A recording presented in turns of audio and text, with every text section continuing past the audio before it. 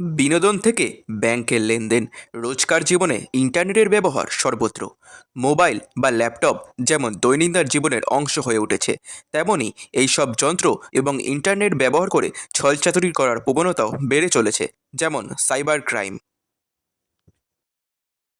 হঠাৎ আপনার মোবাইলে একটি অচেনা কল আসবে এবং পরিচয় দেবে দিল্লির ক্রাইম ব্রাঞ্চ পুলিশ স্টেশন থেকে বলছি, কোনো সাইবার থানা থেকে বলছি, এবং আপনাকে বলবে যে আপনার নামে থানায় একটি কেস রেজিস্টার্ড হয়েছে এবং তার টিম আপনাকে অ্যারেস্ট করার জন্য খুঁজে বেড়াচ্ছে। আপনার বাড়িতে আসবে, তারপর তারা নকল তদন্তকারী অফিসার সেজে বারবার কল করে আপনাকে অনেক ভয় দেখাবে এবং বলবে যে কেস শেষ করতে হলে কিছু টাকা দিতে হবে, তাহলে তারা আপনার কেসটি শেষ করে দেবে।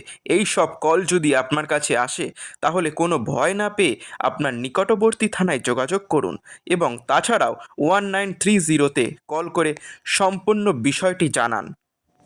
আপনার কি একাধিক ফেসবুক অ্যাকাউন্ট আছে যেগুলি আপনি ব্যবহার করেন না? যদি থাকে তাহলে আপনার একাধিক অব্যাহত ফেসবুক অ্যাকাউন্টগুলি ডিলিট করে ফেলুন। না হলে এই ফেসবুক অ্যাকাউন্টগুলি আপনার অজান্তে অপব্যবহার হতে পারে।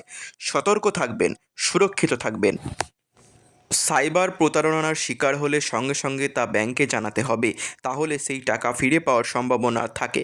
রিজার্ভ ব্যাঙ্ক অফ ইন্ডিয়া এই বিষয়ে নির্দেশিকা জারি করেছে, যত দ্রুত অভিযোগ জানানো হবে তত তাড়াতাড়ি পুনরুদ্ধার করার সম্ভাবনা থাকে।